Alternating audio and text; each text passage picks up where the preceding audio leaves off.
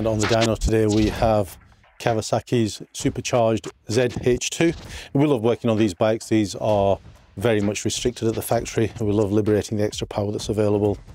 This one's had a Vandemon exhaust. This does have a valve on it, so you can close that valve to give you a very quiet exhaust note when you're passing through villages or you're starting the bike up in the morning around your neighborhood.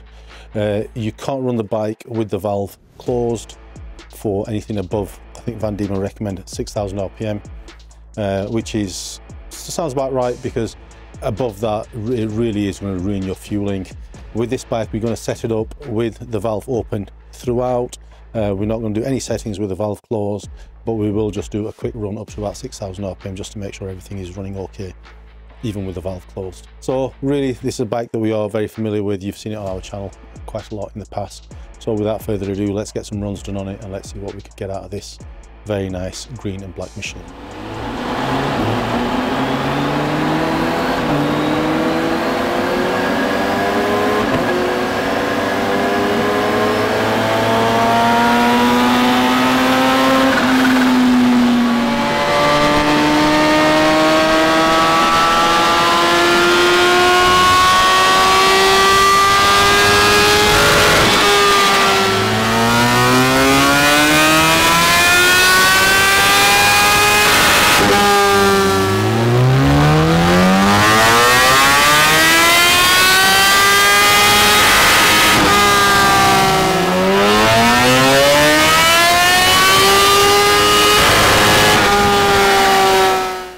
We're always really excited to be working on a ZH2. This is an engine that produces so much power, but a lot of that power has been reined back by the factory to nanny you a little bit, if you will.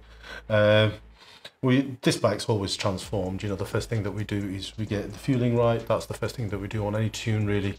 But the second thing on these bikes is we remove all the restrictions that Kawasaki have put in at the factory. I'm not going to bore you to death with what we managed to achieve on this bike. We've made lots of videos on this bike already, but at 50% here you can see on the power curve that we've got rid of the flat spot at 6,000 RPM, and then we've removed the restrictions, whereas at 10,000 RPM the factory ECU starts to pull back the power. After those limitations are removed, the power just carries on increasing in a linear fashion all the way up to about 12,500 RPM, where it peaks at 192 brake horsepower. I'm going to say that again, 192 brake horsepower with 50% throttle opening.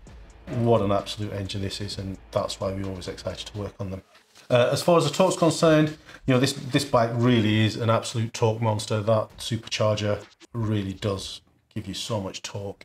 Superchargers are always, you know, they're famous for giving big torque figures. The big dip between 4,000 and 6,000 RPM is totally gone now. We've got a perfectly linear line that just rises steadily all the way up to max torque, which has gone up from 94 to 117.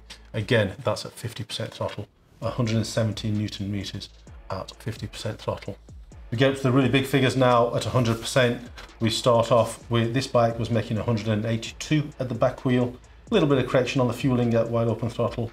Again, removal of all the limitations that are put in, and now we're making 230 brake horsepower at the back wheel at about 12,110 RPM, as opposed to the standard 182 at 10,280 RPM.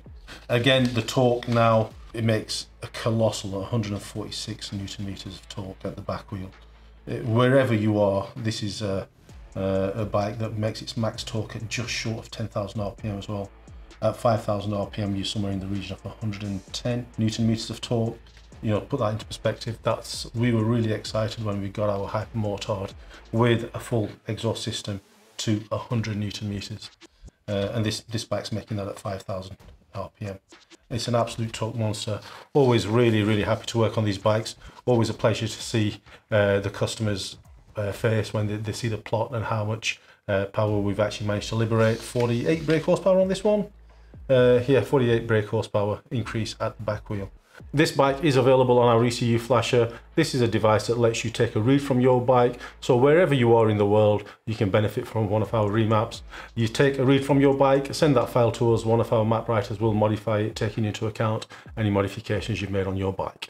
We really hope you're enjoying what we're bringing to the channel. Please do hit the like, subscribe, the bell and the share icon. It'll keep you notified of any new content that we're bringing to the channel. We have got lots and lots and lots of really interesting projects in the pipeline. We hope you can join us for the journey.